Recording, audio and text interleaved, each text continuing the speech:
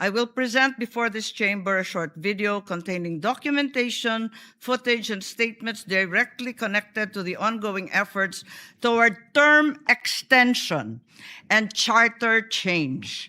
With your permission, therefore, may we now direct the technical team to play the video presentation. Bakit nagpalit ng liderato sa Senado? May I be allowed to humbly move to declare all seats vacant, Mr. President? With 13 affirmative votes, 10 negative votes, and 1 abstention, the positions in all the positions in the Senate is hereby declared vacant. Bakit ito nilusog?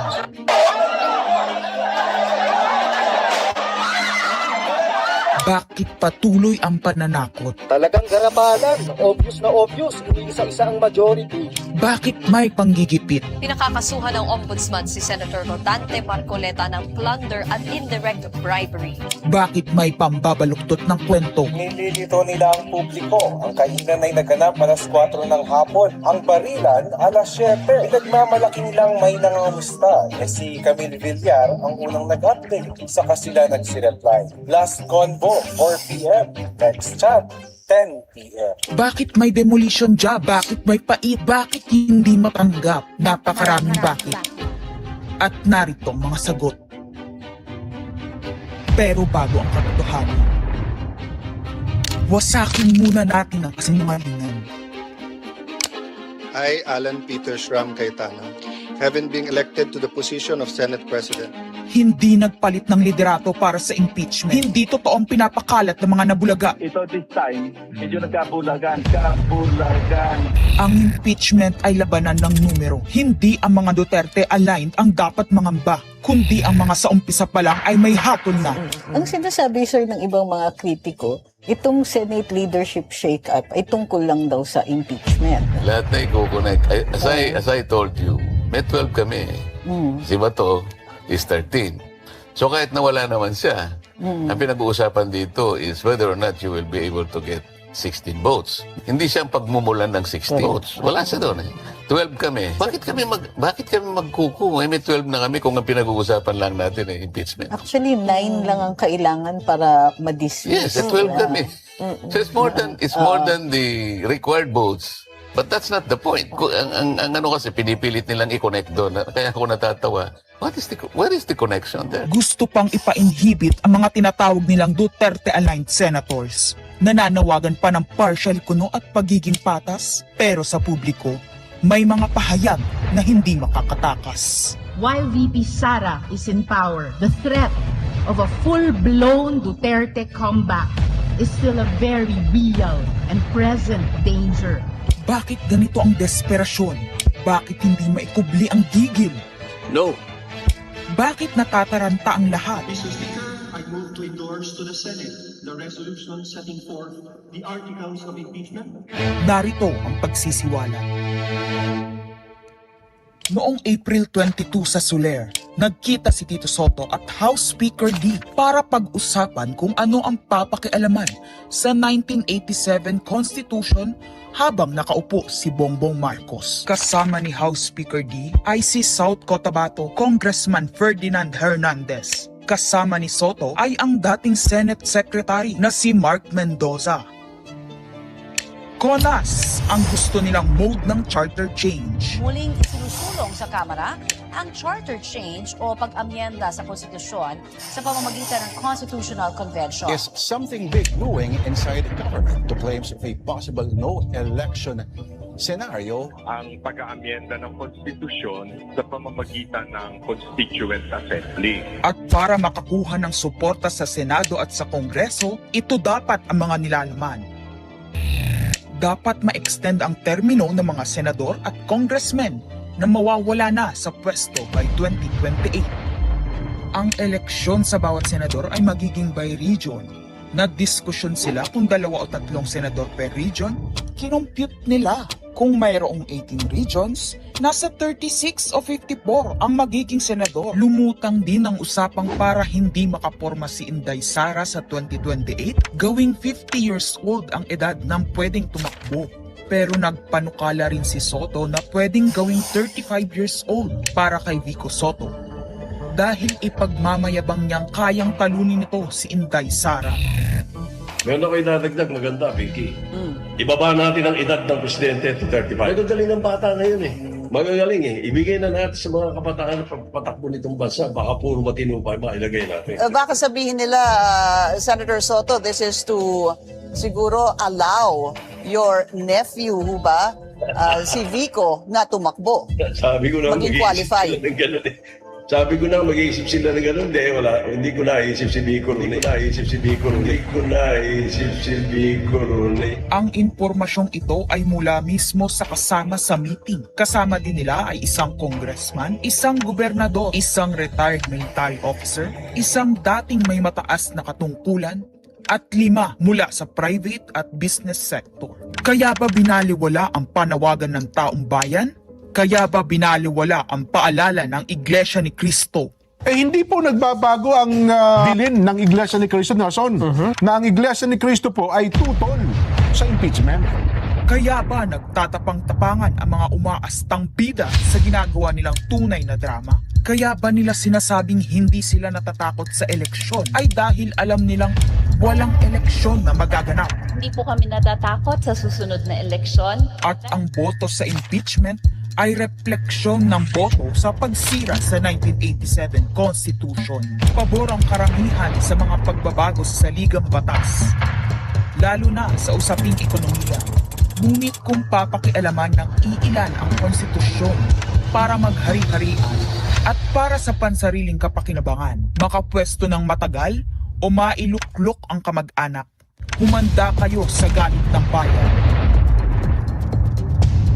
Ang pagpapalit ng liderato sa Senado ay hindi kakaiba.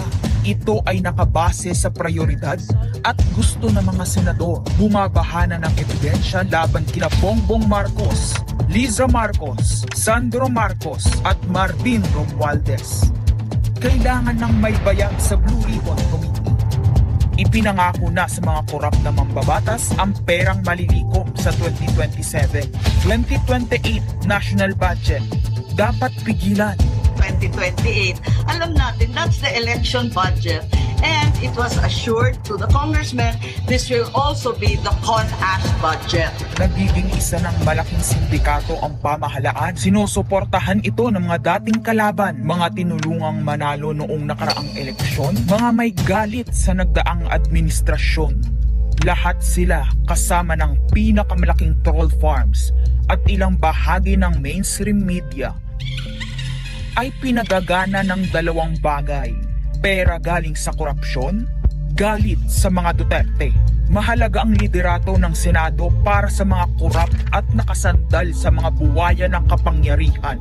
Ngunit mas mahalaga ito sa mga naninindigan na ang Senado ay bantayog ng konstitusyon na hindi dapat tinatakot, sinusuhulan at iniipit upang maging tau-tauhan.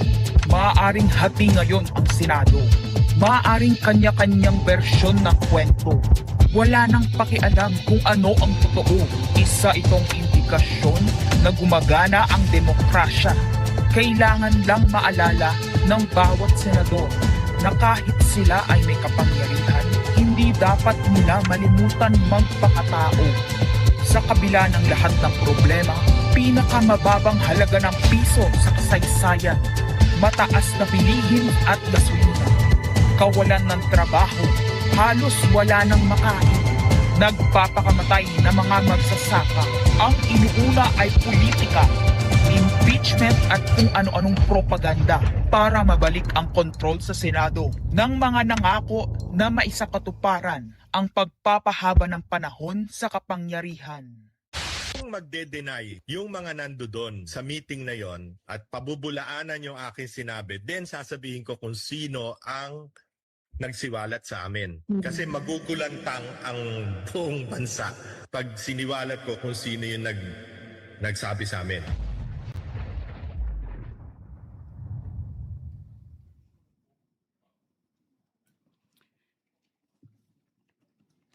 Impeachment, no elections, term extension. Ito ang inaatupag ng ilang mambabatas na nagiging mambubutas ng sikmura ng taumbayan. Inuuna ito kesa gutom, trabaho, kalusugan, kabuhayan. Gusto nilang pahabain ang paghihirap ng Pilipino. Gusto ata nilang gumapang ang bayan sa dusa, gaya ng paggapang ng mga buhaya sa kaban ng bayan at konstitusyon. Ginoong Pangulo, Ginang Pangulo, hindi ko inaakalang aabot sa punto ng buhay ko na ako, isang Marcos, magtatanggol ng 1987 Constitution, isang saligang batas na isinulat laban sa aming pamilya. Pero sa huling pagbisita ko sa libingan ng mga bayani sa puntod ng aking ama, pinaalala ako ng mga katagang nakasulat sa kanyang himlayan, Pilipino. At bilang Pilipino, bilang isang lingkod bayan, bilang isang kaisa-isang anak ni Ferdinand Marcos na may lakas ng loob na tumindig para sa ating bansa, dapat protektahan natin ang saligang batas ng Pilipinas. Nitong mga nakaraang linggo, hindi lang ako basta Pilipino, hindi lang ako basta senador. Naging reporter pa at vlogger dahil walang mag-cover sa totoong nangyayari. Pero napakaraming nagko-cover up sa mga korap na politiko. Kung meron nakakaalam sa galit ng bayan pagdating sa pagpapahaba ng poder sa kapangyarihan, nasa unahan na ako ng listahan. Hindi ako makakapayag na walang maisabuhay sa mga aral ng kasaysayan. Noong naharang natin ang PI na yan, People's Initiative, noong Enero 2024, hindi naman sila tumigil. Noong 12 ng Agosto 2025, unang inihayag ni Bongbong Marcos ng ating Pangulo na hindi niya tututulan ang isang Constitutional Convention o CONCON upang ayusin umano ang mga butas sa saligang batas, kasunod ng pahiwatig ng Kongreso na sumusuporta nito. Pagsapit ng Nobyembre, nung nakaraang taon din, naghain na si Congressman Ronaldo Puno at mga miyembro ng NUP, National Unity Party, ng House Bill 5870, naglalayong magpatawag ng Constitutional Convention upang magmungkahi ng mga amyenda sa konstitusyon. Noong 30 ng Enero 2026, nagpahayag naman si dating Senate President Soto ng suporta sa pagtalakay ng mga amyenda sa konstitusyon matapos ang desisyon ng Korte Suprema kaugnay ng impeachment laban kay VP Sara Duterte. Agad itong ikinatuwa ng tropang NUP na nagsabing mahalaga ang kooperasyon ng Senado upang maisulong ang mga reforma sa saligang batas. Gayunpaman, noong ika-31 ng Enero 2026, sumagot ang Malacanang, hindi raw prioridad ang charter change o CHACHA dahil nakatutok umano ang Pangulo sa mga isyong pang-ekonomiya. Isang pahayag na inilabas matapos magpahayag ng suporta si SP Soto noon sa pag-amyenda ng konstitusyon. Sa gitna ng debateng ito, naghain noong ika-7 ng Pebrero 2026 yung dating ARTA, Rabindranath Kilala, ng isang radikal na panukala, buwagin ang Senado, pati na rin ang Kongreso at lahat ng lokal na sanggunian, paltan ng isang National Legislative Assembly, maari umano makatipid ng hanggang 1 trilyong taon-taon. Noong nakaraang buwan, formal din hinikayat ni Congressman Puno at ng NUP ang liderato ng Kamara na simulan ng pakikipag-usap sa Senado hinggil sa charter change sa pamamagitan ng Constitutional Convention.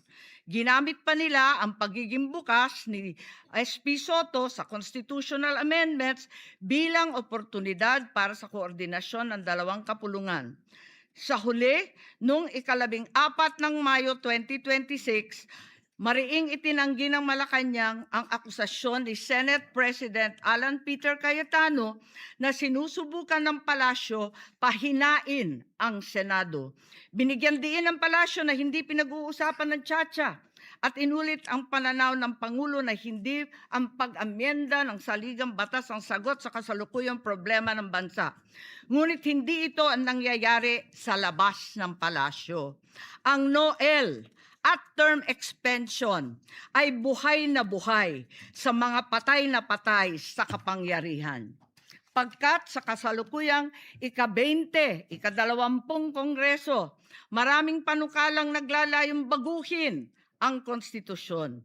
Mula sa House Bill 368 ni Congressman Abante na nagsusulong ng CONCON hanggang sa resolution of both houses number 1 ni Congressman Garbin. Sinundan pa ng resolution of both houses number 2, naglalaman ng mungkahing ibaba sa 35 anyos ang minimum age requirement ng presidente at ang vice-presidente 30 ang edad. Bukod dito, Congressman Richard Gomez naghain ng resolution number 3 upang amyendahan din ang Constitution.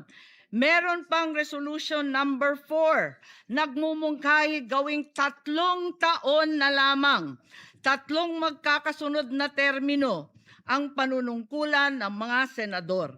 Nariyan ang House Resolution 460 ni na Congressman Oreta, Congressman Remulla, Congressman Daza at iba pa na bibigyan linaw daw ang kahulugan ng forthwith sa impeachment. At mula noong Abril, habang hinihikayat ng mga congressman na bumoto sa impeachment, malakas ang ugong ng no-L sa 2028. Lumutang na rin ang mga detalye. Magte-term extension ang mga congressman at madadagdagan ng 3 taon na mananatiling nakaupo sa pwesto hanggang 2031. Ganon din, 2028. Ganon din ang mga senador, pati ang Pangulo, hanggang 2031 na raw. Kung may eleksyon man sa 2028, sa lokal na lang. Kaya, Visayas o Mindanao ka man, suportado ng iglesia o hindi, walang problema dahil walang eleksyon. Kaya ang tanong ngayon, ayaw ba talaga ng palasyo sa Chacha o kunwari lang? O talaga bang wala ng respeto sa Pangulo? Bukod kay Lito Banayo, napakarami kong sources patungkol sa mga meeting na naganap para sa isinusulong na Constituent Assembly o CONAS. Mga kalipunan ng mga politikong hindi nananalo sa mga matataas na posisyon, inaambisyon nila. Kung hindi kayang manalo sa boto, baguhin na lang ang konstitusyon. Noon pa man, hindi ako naging hadlang sa pagbabago. Kung para lamang sa ekonomiya at ikagiginhawa ng buhay ng Pilipino. Pero magagaling ang mga buwaya. Tahimik na gumagapang upang malamon pati ang konstitusyon. Kung nagsisinungaling ang mga nagsumbong sa akin, kung sasabihin kasinungalingan ang sinabi ko ngayon at ang pinalabas, hinihikayat ko ang mga senador ngayon sa ating bulwagan. Ipangako natin sa taong bayan na may eleksyon sa 2028 mula sa presidential hanggang sa lokal. At Madam President, magiging masaya akong mapatunayan na mali ako. Dahil ibig sabihin nun, mananalo ang tama. In the interest of time and that this chamber may proceed with its scheduled legislative business, I will not entertain any interpellations at this juncture and would rather allow the facts in the video as well as confronting this nation to resonate fully with this chamber and the Filipino people. I urge this body to look deeply into what we have witnessed today, act with vigilance, courage, and fidelity to the Constitution we swore to defend. Maraming salamat po.